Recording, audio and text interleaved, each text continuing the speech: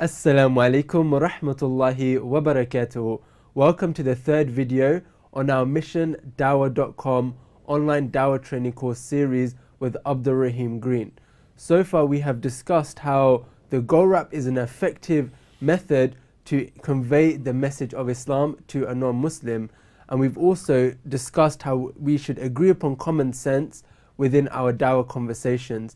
Now we're going to be going into the thick of the Go Rap, which is G for God's existence. So Abdul Rahim, what are the reasons or what are the evidences to show that God exists?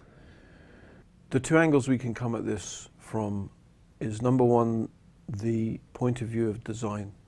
If we have an ordered universe, surely there must be something that ordered it, because that's our common human experience, where we see things working according to laws, according to patterns, according to systems. Our common sense, our common human experience tells us that's what's common sense. Reason tells us that something must have designed it, must have organized it. So it's perfectly rational, perfectly sensible to link the observation of design, the reality of order, with intelligence and power and will.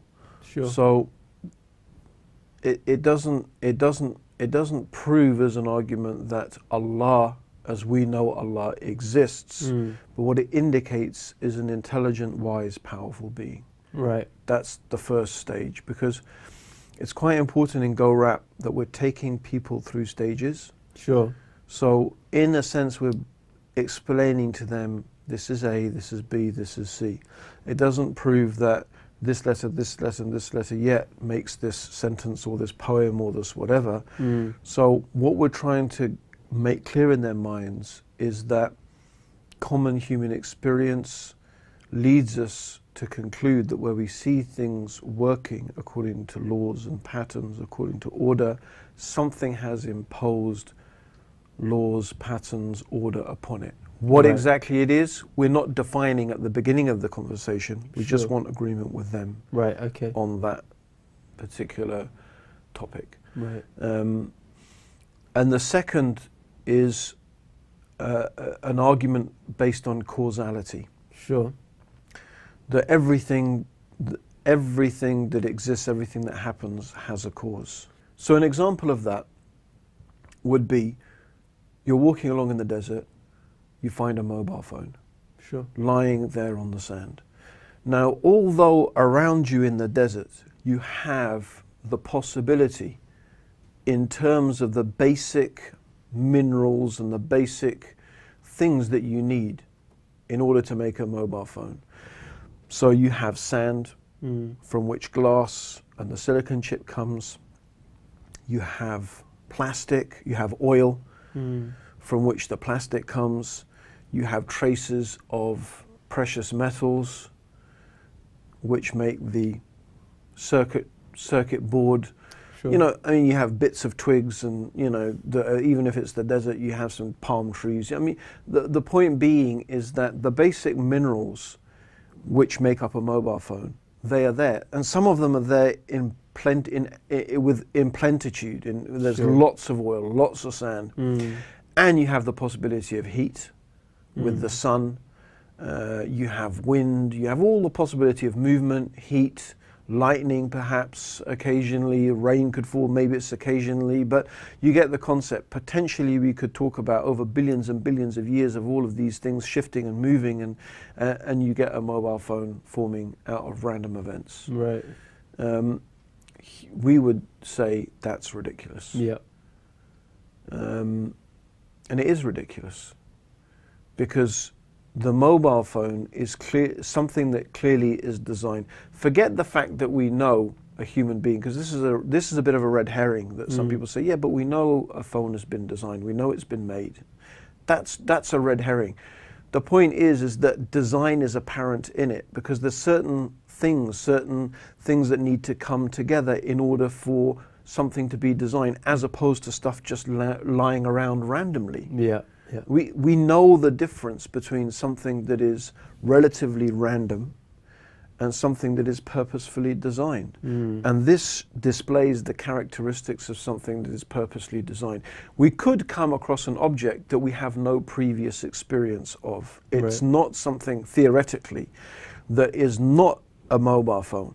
Maybe it's something designed by an alien, but still we would recognize the components of design in it, Yeah.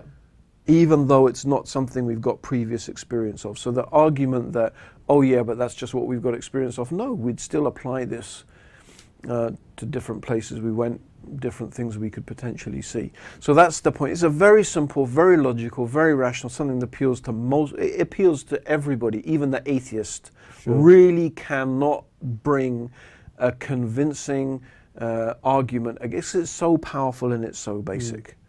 And the point here is to show that we have really good rational reasons to believe that the universe has a creator, because the design in the universe is apparent everywhere. Right. We look at the alternation of the night and the day, we look at the different composition of gases, we look at many different things. Water, how amazing it is that water, when it is in its solid state, i.e. it's ice, it floats, it doesn't sink, because if water, when it was solid, i.e. when it was ice, sunk, then life would not exist. If well, it probably definitely wouldn't exist on it. It might do, but it's unlikely. The composition of gases in the atmosphere just happen to be the right for life to exist. We happen to have this gas, the ozone, that filters out the harmful effects of the sun's radiation. We happen to be just at a distance from the sun that allows light. We happen to rotate on our axis on this earth at just the right speed.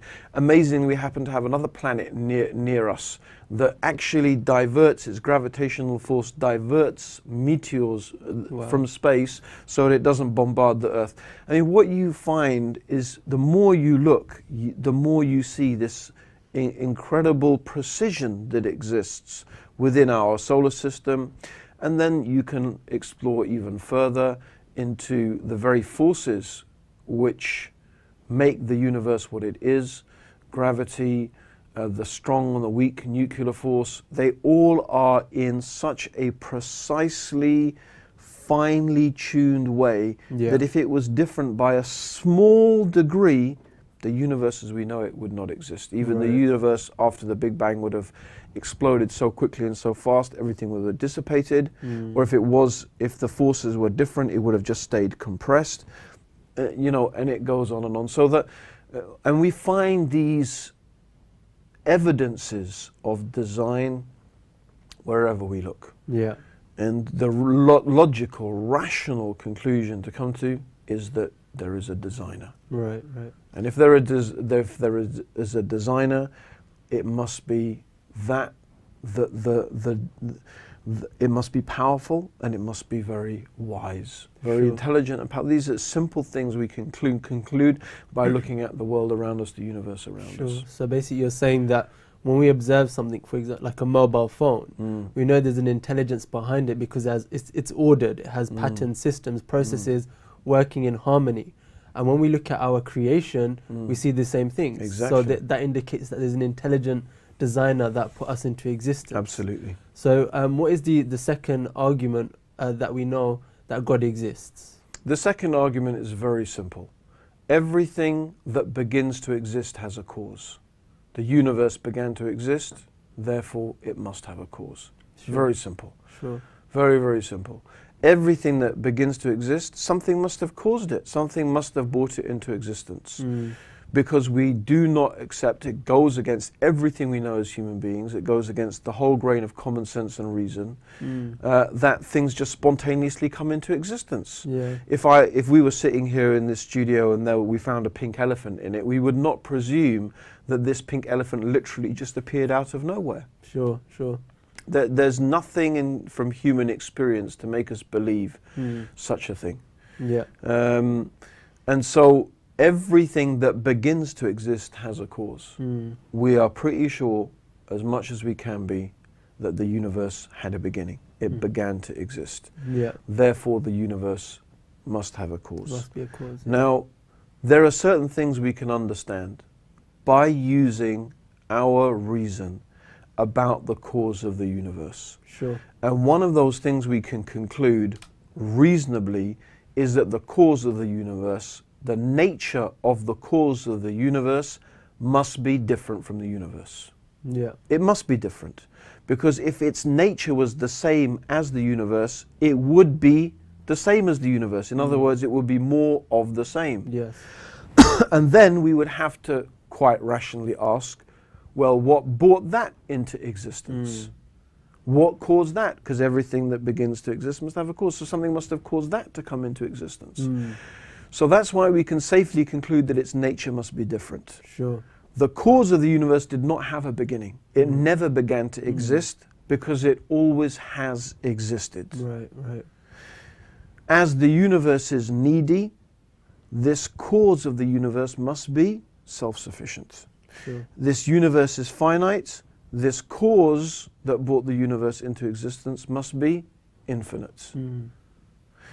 So it's very easy to conclude that the cause of the universe that must necessarily be there, there must be this cause for a finite, limited universe, should be infinite, self-sufficient, unconfined by space and time, which just happen to be some of the attributes of the Creator. Sure. So actually bringing these two arguments together, the design argument and the argument of causality, we can rationally conclude, and I would argue that it is the most rational conclusion we can make about this universe. Sure. Everything else just sounds just crazy. It just doesn't, it's really in fairy tale land.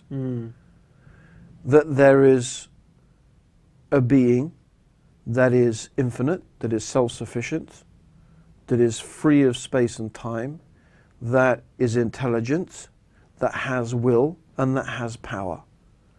And we could only rationally conceive of one such being. There couldn't be two infinite, self-sufficient, omniscient beings. There can't be two. There can only be one. If there was two, one would necessarily have to restrict the power and the ability of the other. So it's not difficult to see how, using reason, we can come to believe in one eternal, self-sufficient being, creator, that is free from space and time, that is unique, that is one. It's a very, very rational conclusion to come to. And that's what most people call God, the God. Yeah. So it's using common sense and reason, it's very easy to see how we necessarily must really believe that there is a creator of this universe. Sure. So you're basically saying that, this universe itself, it had a beginning. And obviously we don't just assume something could just pop into existence from nothing. So we would never assume that with our universe, it must have had a creator behind it. And as you said, when we use our logic and our reason, we come to certain conclusions on the nature of the creator, i.e. being one, eternal, etc. One of the things I like to do in my conversation is when I talk about common sense, I give a few examples. Sure. I give a few examples of things that every human being agrees upon. Yeah. So there are some basic rules of logic. For example, something can't be its opposite. Sure. Something can't be a certain thing and be the opposite of that thing at the same time. Right. It can't be. The circle, you can't have a circle being a square, but it still is a circle. Sure. Maybe you can conceive of forcing the line of the circle to make it a square, but it stops being a circle. Sure. It can't be a circle and a square at the same. It's basic rules of reasoning. Sure. Something doesn't come from nothing. This is a basic rule of reason. We see something, we know it had a cause. This is a basic rule of reason. If we human beings agreed that something could come from nothing, imagine what that would lead to. No, I didn't murder that person. Someone who looked like me spontaneously came out of nowhere, popped into existence and murdered that person and popped out of existence. I mean, if we human beings accepted those type of explanations, can you imagine how ridiculous? We'd have no explanations for anything. Even scientists who, atheist scientists, because it's not you know, it's not fair to imagine that every scientist is an atheist. It's simply not true, apart from anything else. But some of the atheists have made a good job of making everyone think that. You know, they argue this possibility. Sure. You know, that it's possible that this universe, you know, could have come from. They have various explanations. You know, it could have come from nothing or come from nowhere, or, you know, but by that argument, we could say, well, why have science? Because if you can presume that, then you could say we all spontaneously came into existence at this instant now. Yeah. And even your memory of my conversation we've just listened to now was not real. It's not real. The memory spontaneously came into existence at that moment. Right, yes. Yeah? And then why not all the geological formations and all their so-called proof of evolution? No, it didn't evolve, it didn't happen. It spontaneously just appeared like that randomly. Why not? That leads to absurdities, basically. It does lead to absurdities. If they're honest, they have to admit that if they're saying it's possible that such precise organized mechanisms as that we find in the universe could have spontaneously come into existence without anything ordering it, anything creating it, then why not say the same thing about the universe as it could have spontaneously came into existence right now, this instant? And then why have science? Yeah. It's basically what you call a non-argument. It goes nowhere. It takes us nowhere. And that's the problem. What can you do with such a thing? Yeah. And there's so many things that you could say are possibilities, but they're so ridiculous that we discount them. Right, right. You know, we discount them. We say, no, it's not something we can accept as being reasonable. And that comes back to it. We're being reasonable. Let's use our reason. What's reasonable, what's not. Yeah. So believing in God is very reasonable. Brothers and sisters, there we have it. 2 powerful reasons or evidences that you can now show people for the existence of God. Jazakallah khair, Abdurrahim Green. And as always, Jazakallah khair for watching. The next episode, we'll be talking about revelation. How we know that the Quran, which is the book of the Muslims, is from the creator of our universe. Assalamu alaikum wa rahmatullahi wa barakatuhu.